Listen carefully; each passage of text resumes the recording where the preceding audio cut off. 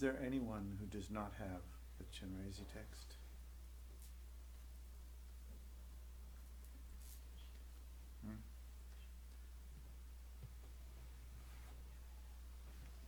Are we out? No, we have more. How many do you need? I think we just need one. Just one.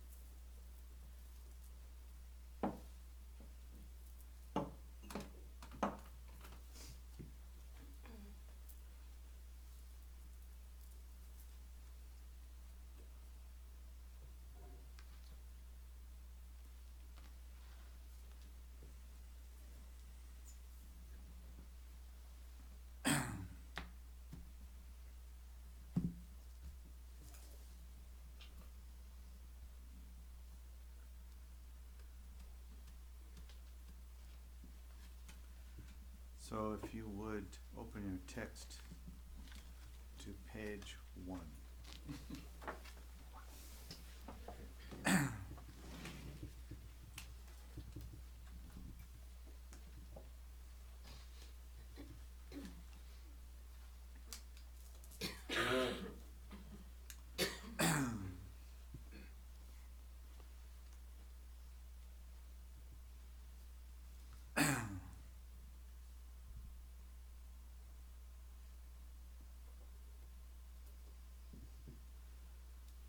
So if you'll notice the truth that nothing is really the same recitation of the supplication or the prayer to the Lamas of the Mahamudra lineage in English, in Tibetan, merely contemplated from one side of the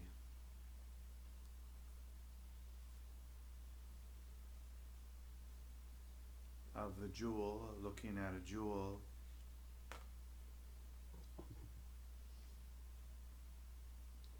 All of the facets are different, but we also have the experience that they're all the same.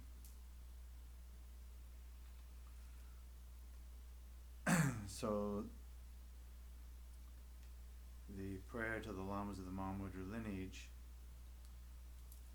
we could do in English.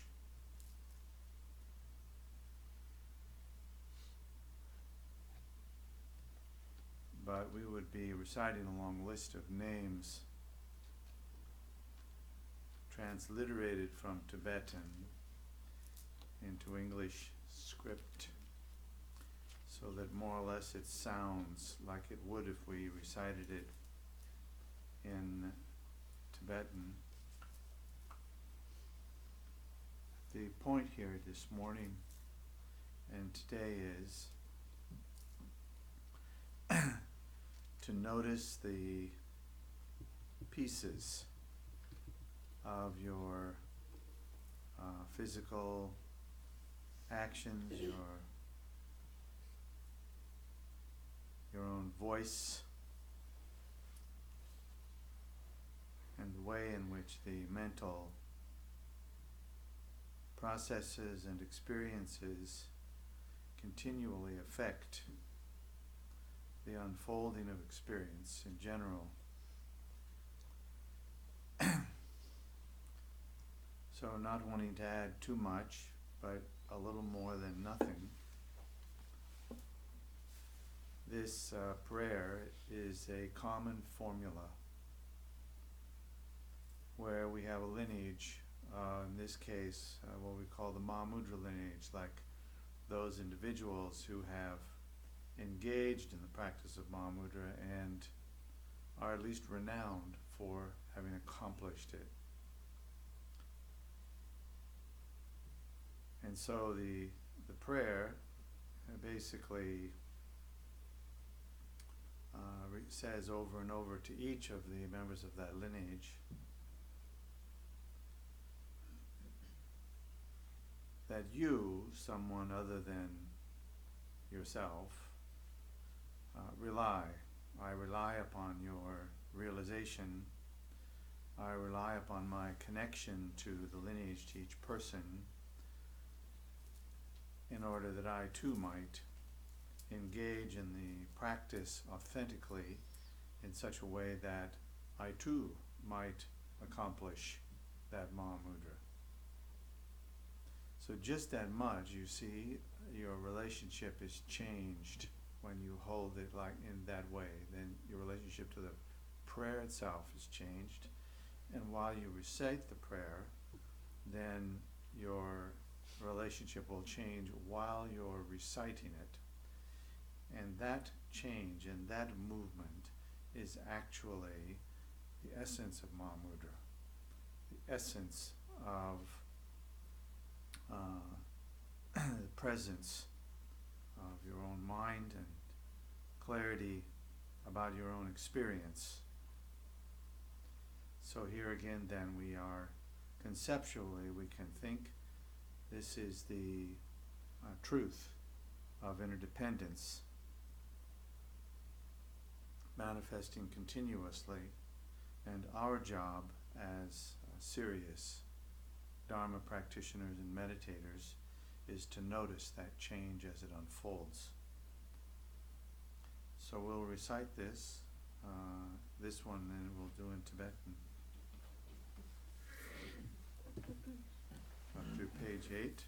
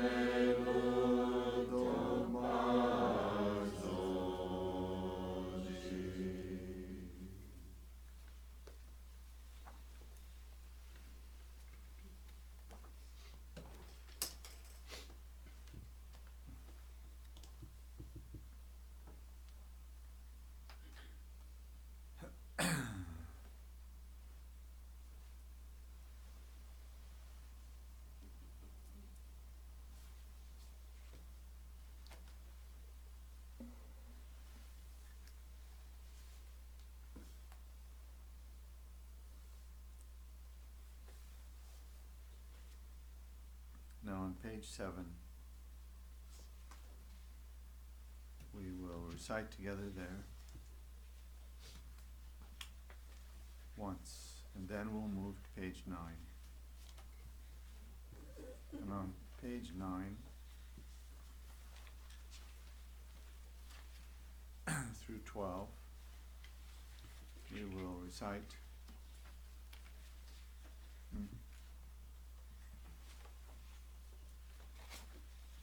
that's page 9 through 11. We'll recite in English together 3 times.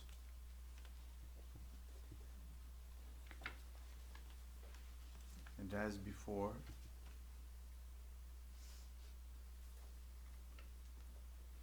see if you can remain present with the unfolding of your experience. Some things you're familiar with, and there may be things you're not familiar with. So different things happen in our experience when we're familiar or not familiar. So without worrying about what you know and what you don't know, just remain aware of your experience as it is triggered, enhanced, develops, while you engage in the recitation.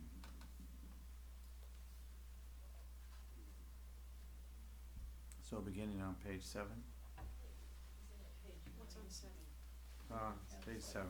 This book contains. No, it's Yeah, the title. It's 9 in my text. It happens to be. I'm sorry? Begin with going for refuge is 9 in my text. Yeah, I know. He wants to read But it. do you have the title page? Yes. Page Yeah, it's on page 7. Yeah. It's not in English? It's in your This book news. contains the recitation. This book contains. Yeah. Yeah, this book. That's it. Lots of sites. You see what I'm talking about? I thought that was just throwaway. Don't throw away the crumbs. Would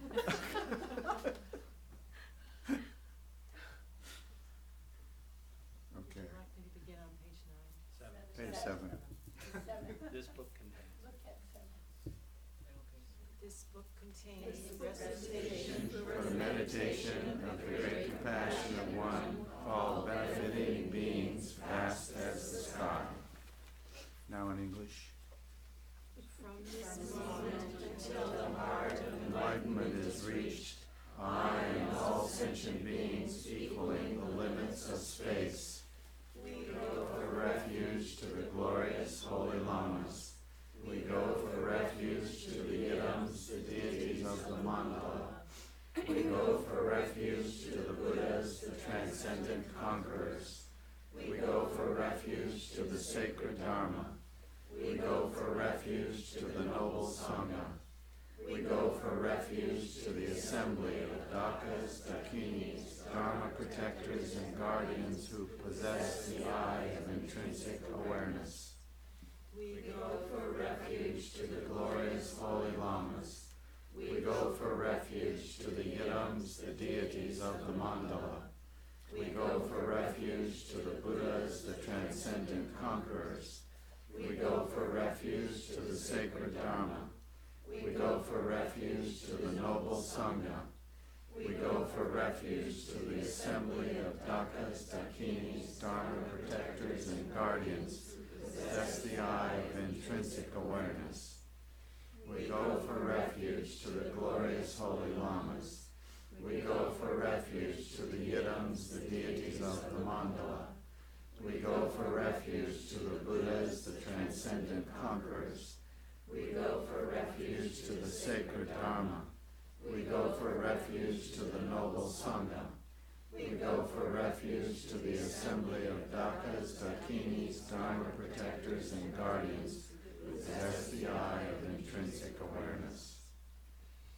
until Enlightenment, I take refuge in the Buddha, the Dharma, and the excellent assembly.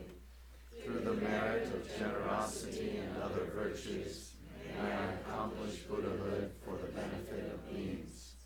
Until enlightenment, I take refuge in the Buddha, the Dharma, and the excellent assembly. Through the merit of generosity and other virtues, may I accomplish Buddhahood for the benefit of beings. Until enlightenment, I take refuge in the Buddha, the Dharma, and the excellent assembly. Through the merit of generosity and other virtues, may I accomplish Buddhahood for the benefit of beings.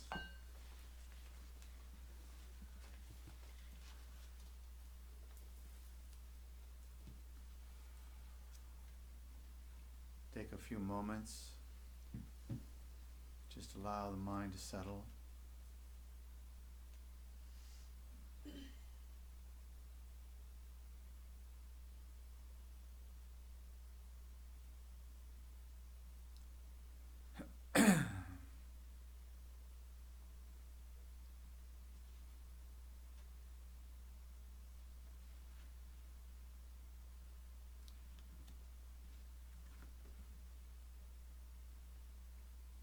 So now we will read from page 12 up through 15, and we'll include the title, whatever titles there are as we read, we'll include the titles. So starting on page 12, as we normally would do Chenrezig. Generating visualization on the Crown of myself and sentient beings, pervasive as space, is a lotus and moon seat. From the creed appears the noble Chenrezig, clear, white, and radiating five-colored light. Smiling and gazing with compassionate eyes, the first pair of his forehands are joined together. The lower two hold a crystal mala and a white lotus. Adorned with jewels and silk, he wears a deerskin upper garment. His head ornament is Amitabha, and his two legs sit in the Vajrasana. A stainless moon supports his back. He is the embodiment and essence of all sources of refuge.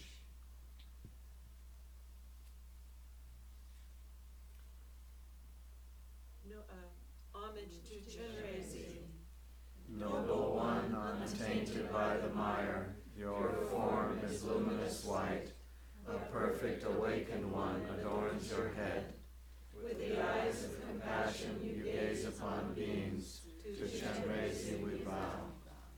Noble one, untainted by the mire, your form is luminous white. A perfect awakened one adorns your head. With the eyes of compassion you gaze upon beings. To Chenrezig we bow. Noble one, untainted by the mire, your form is luminous white. A perfect awakened one adorns your head. With the eyes of compassion you gaze upon beings. To Chenrezig we bow. I will also repeat the small line at the bottom of the text. Repeat As many times as possible. So that refers back, we did it 3 times. We can do it 300, whatever you feel like doing. So now just for a moment, let's let the mind rest a bit, and then a few comments.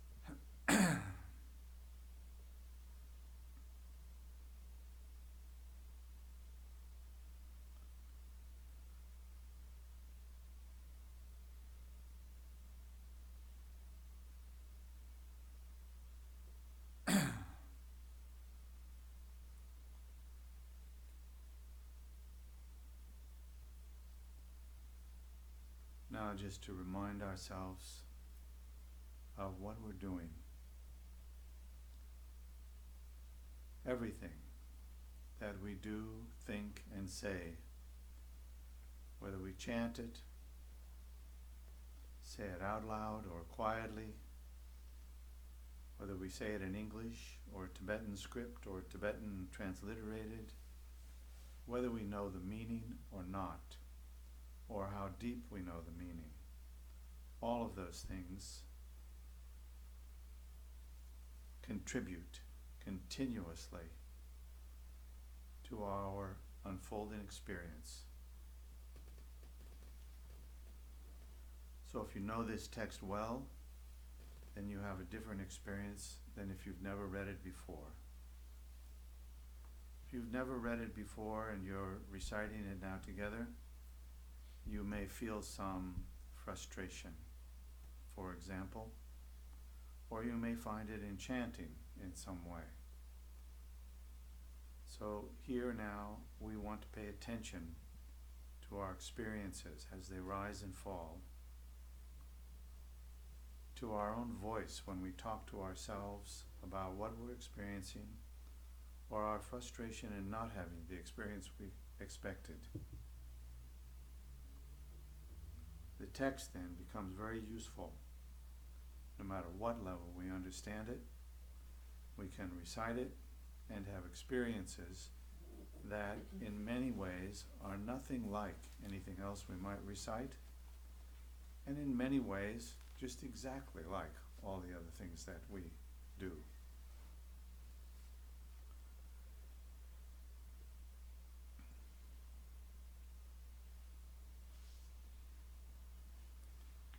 So now on page 17, we have the 7-branch prayer. So we'll recite again from the title.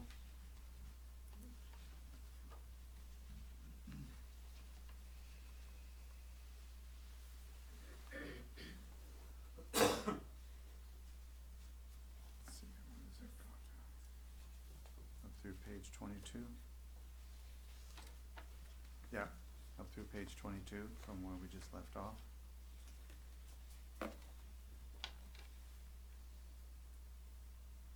The 7-branch prayer. With complete Faith I bow to the powerful and noble Chenrezig, and to all the victors and their children who abide in the 10 directions and the 3 times. I offer flowers, incense, light, fragrance, food, music, and so on, both substantial and imaginary, and request the noble assembly to accept them. I confess the 10 non-virtuous acts, the 5 inexorable deeds, and all evil actions done, all overpowered by the mental afflictions from beginningless time until now. I rejoice in the merit of whatever virtues, Shavakas, Pratyekabuddhas, Bodhisattvas, ordinary people gather throughout the 3 times. I pray for the wheel of Dharma to be turned, the teachings of the Mahayana and the Hinayana, in ways suitable for the different aptitudes and motivations present in sentient beings. Until samsara is completely empty, please do not pass into nirvana, but look with compassion upon sentient beings drowning in the ocean of suffering. May whatever merit I have gathered be the cause of enlightenment for all. Without delay, may I become a noble guide of beings.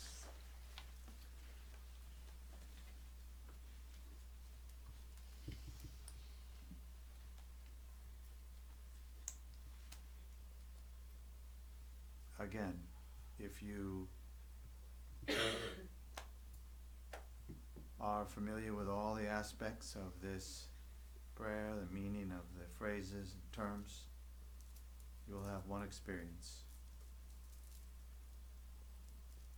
If you're not, you will have another experience. And as you learn, you will have still another experience. You will never read the text twice and have the same experience. So we might say, you have never read the text twice, period.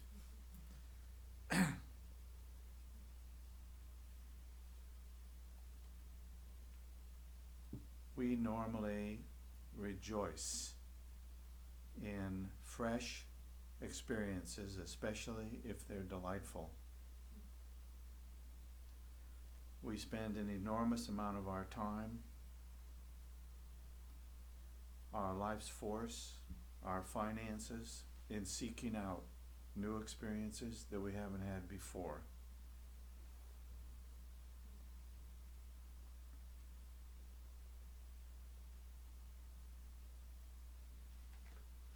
And yet we betray our own inclination by telling ourselves that we've done this before. And yet, as you can see, by merely changing very small things, the entire practice feels fresh, if not frustrating.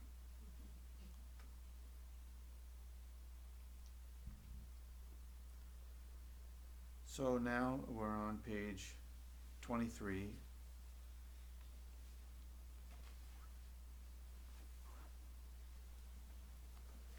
And just so that you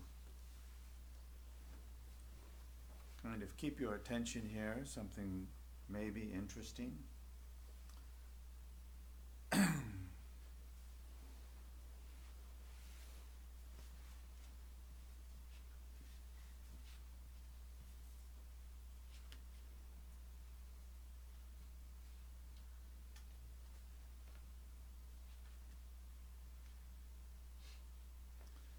Turn to page 33 momentarily.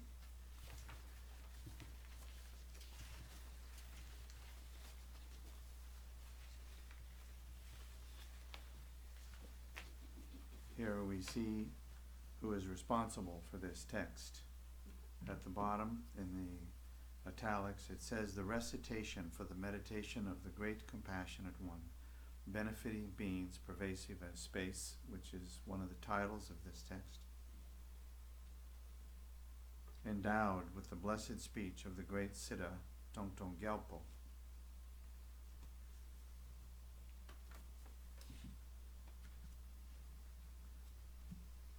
So Tongtong Gyalpo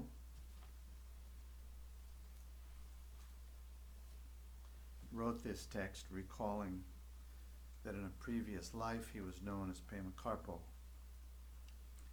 And while he was known as Pema Karpo, he recited this text. And in this life then as Tongtong Gyalpo, he recalls that recitation. He recalls that he had recited it as the monk Pema Karpo.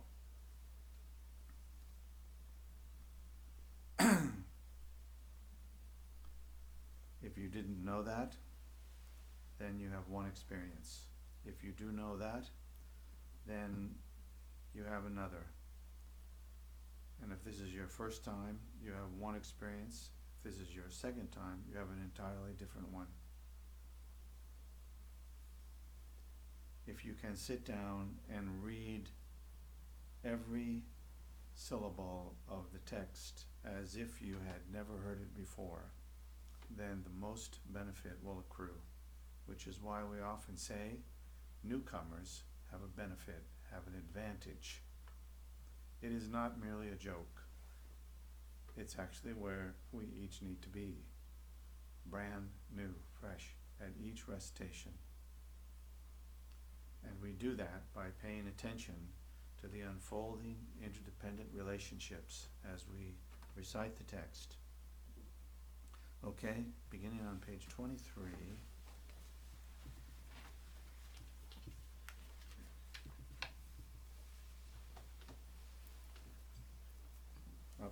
Let's go up through page 30.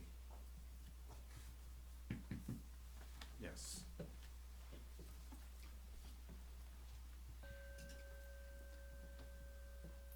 The prayer of Chenrezig Gelong Pema Karpo's heart practice. I Pray to you, Lama Chenrezig. I pray to you, Yidam Chenrezig. I pray to you, perfect noble Chenrezig. I pray to you, refuge protector Chenrezig. I pray to you, Lord of love Chenrezig. Victorious and compassionate one, hold us with your compassion. For beings experiencing unbearable suffering, wandering numberless in endless samsara, there is no refuge other than you, Protector. Grant the blessing to attain all-knowing Buddhahood. Propelled by negative karma accumulated from beginningless time, sentient beings are born in hell by the force of anger and experience the suffering of heat and cold. May they be born in your present supreme deity, Om Mani Padme Hum. Propelled by negative karma accumulated from beginningless time, sentient beings are born in the Yadak realm by the force of greed and experience the suffering of hunger and thirst. May they be born in the perfect realm, the Potala, Om Mani Padme Hum. Propelled by negative karma accumulated from beginningless time, sentient beings are born as animals by the force of bewilderment and experience the suffering of stupidity. May they be born in your presence, Protector, Om Mani Padme Hum.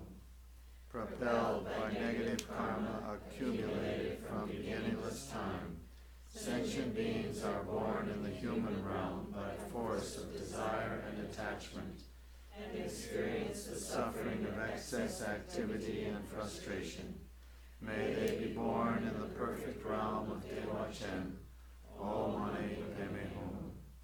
Propelled by negative karma accumulated from beginningless time, sentient beings are born in the demigod realm by the force of jealousy and experience the suffering of fighting and quarreling. May they be born in the realm of Potala, Om Mani Padme Hum. Propelled by negative karma accumulated from beginningless time, sentient beings are born in the god realms by the force of pride and experience the suffering of change and falling. May they be born in the realm of the Potala, Om Mani Padme Hum. Life after life, with actions equaling Chenrezis, may I liberate beings from impure realms and spread the perfect sound of the 6 syllables in the 10 directions. By the power of bringing to you perfect one, may the beings to be trained by me take heed of action and result, strive for virtuous activity. May they possess the Dharma for the benefit of beings. This prayer was Recited by the great Siddha Tongtong Gyalpo as he recalled the words from a former life. At one time he was born as the monk Pema Karpo, practicing the Nunye from age 20 to 80. He supplicated with these words one pointedly to noble Chenrezi. Hence the prayer indeed possesses the supreme mark of blessing.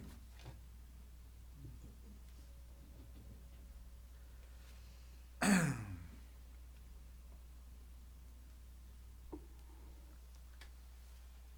take a moment, let the mind settle again.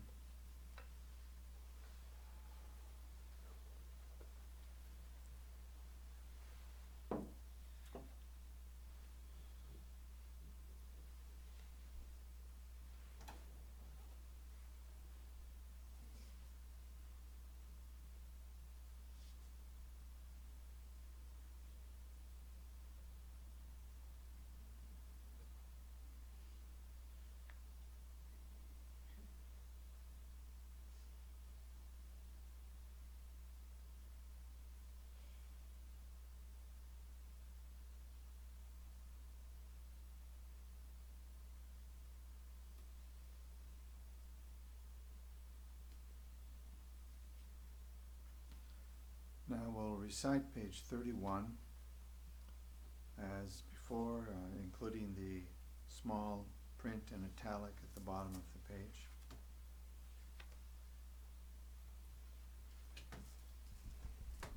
by praying one pointedly in this manner, Light radiates from the body of the Noble One and purifies impure karma, appearance, and deluded mind. The outer environment becomes the realm of Devachan. The body, speech, and mind of the inhabitants become the exalted body, speech, and mind of the powerful Chenrezi. Appearance, sound, and awareness are inseparable with emptiness. Reflect upon this meaning while reciting the mantra. So now we'll recite the mantra a bit.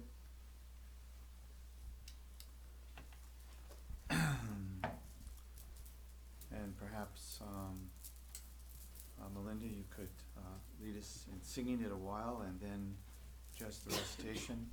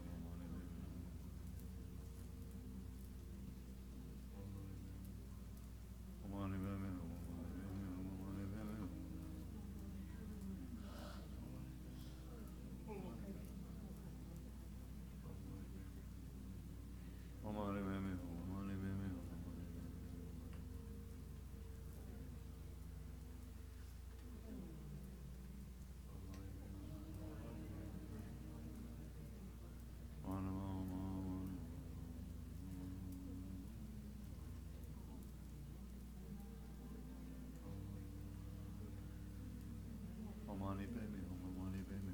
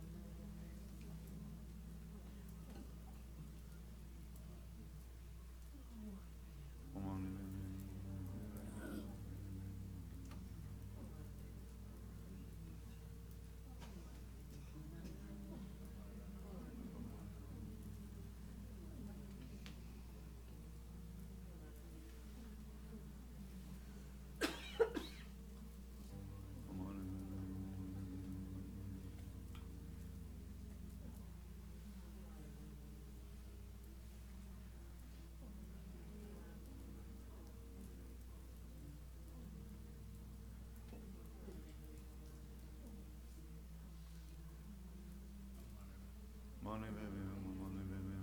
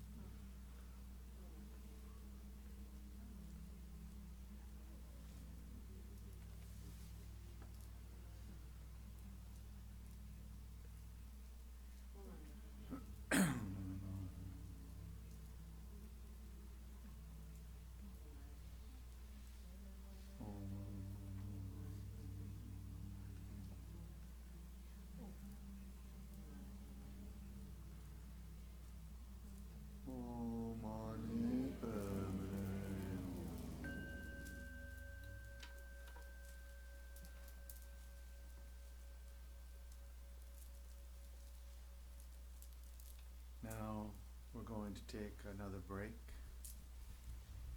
of 10 minutes or so, and during that time,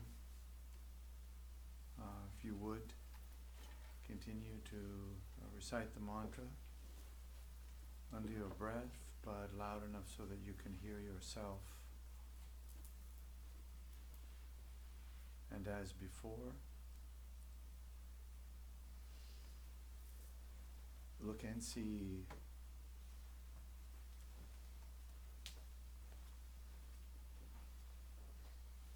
how the dynamic of interconnectedness unfolds.